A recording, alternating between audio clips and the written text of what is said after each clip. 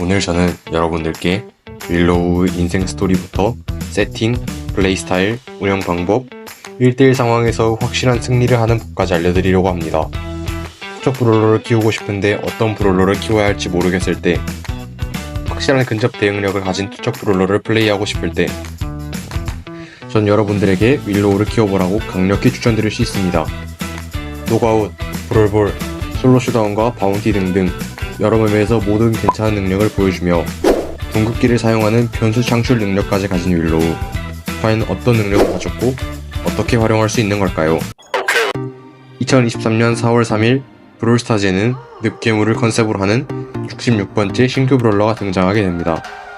늪괴물이라서 상당히 우락부락한 메기 같은 캐릭터가 나올 거란 예상과 달리 하이톤을 브롤러와 상당히 예쁜 외모를 가진 여성 브롤러가 출시되었습니다. 참고로 저 브롤스타즈 역의 예쁜 순위는 1등 자넷, 2등 멜로디, 3등 윌로우입니다.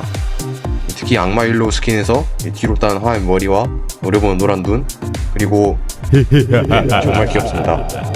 다시 본론으로 돌아와서 윌로우 기본 공격은 말렙 기준 총 2400 데미지를 주며 도트 딜의 형식으로 800 데미지를 주는 투척형 평타를 맞으면 3초에 걸쳐 800씩 2번 독 데미지를 줍니다. 윌로우 재장전 속도는 느린 편이기 때문에 평타를 꼭 맞춰서 데미지가 무조건 들어가게 해야지 킬을 딸 수 있습니다. 평타를 너무 남발하지 않는 것이 중요합니다.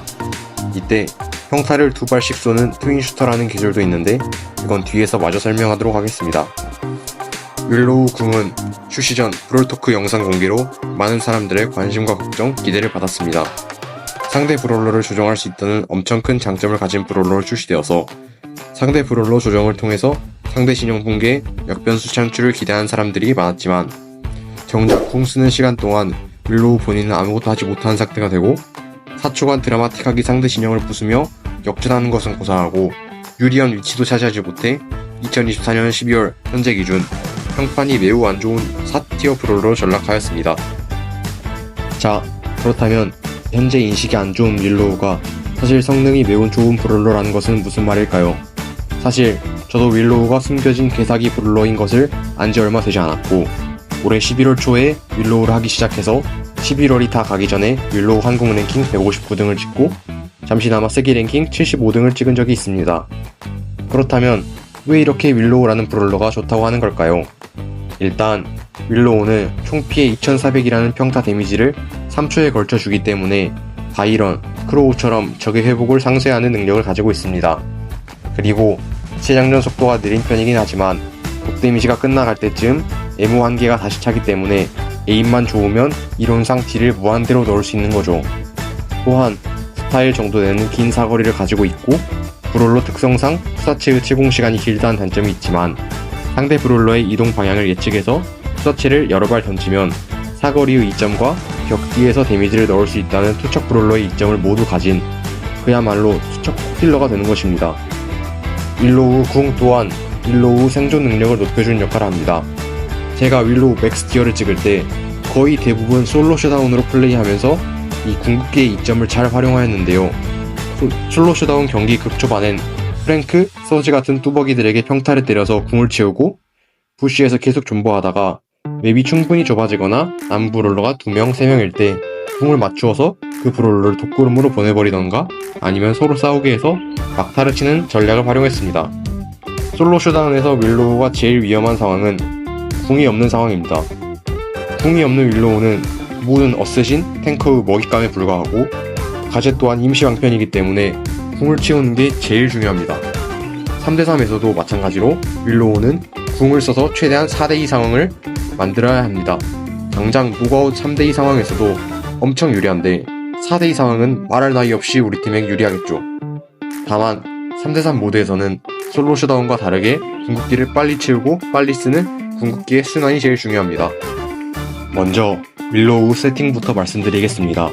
윌로우는 이가젯 잠수, 이스파 집착 필수입니다. 윌로우 같은 DPS, 즉 초당 데미지가 낮은 브롤러들에게는 단기전보다는 전투 시간이 긴 장기전이 훨씬 유리합니다. 따라서 DPS가 높은 에드거, 오티스 같은 브롤러들과 상대하기 위해선 이가젯이 무조건 필요합니다. 잠수로 순간 폭딜은 견디고 윌로우 독 데미지 도트 딜을 최대화해야 합니다. 윌로우 1대1 상황 정석 콤보는 평타 2방 쓰고 가제 2, 평타 1방 마무리입니다. 평타 2방을 때려서 보트들 중첩을 쌓아놓은 다음에 상대방이 난전이라 생각하고 에모를 마구 쏟을 때 잠수를 써서 순간 폭딜은 견디고 잠수 후에 땅으로 나왔을 때 에모가 없는 상대 윌로우 평타로 중첩된 독 데미지들로 체력이 거의 없는 상태이기 때문에 침착하게 평타 1방이나 2방으로 마무리시켜 집에 보내주시면 됩니다.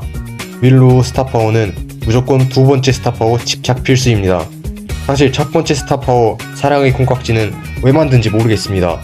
윌로우 궁극기는 주로 솔로 쇼다운에서 상대와 거리를 벌려서 살아나가는 용도, 상대를 독구름에 보내버려서 화키를 낼 때 사용하는데, 조종당한 상대의 재장전 속도가 느려진다는 1스파는 모티스, 켄지같이 평타가 이동기인 브롤러들에게는 거리를 확실히 벌리지 못하고 독구름으로 화킬도 낼 수 없는 뿐더러 3대3에서는 조정하는 브롤러로 상대 진영을 박살내야 하는데, 재장전 속도가 느려지면 공격도 못하는 샌드백 신세가 되기 때문에 무조건 조정하는 적의 속도가 빨라지는 2스파를 드셔야 합니다.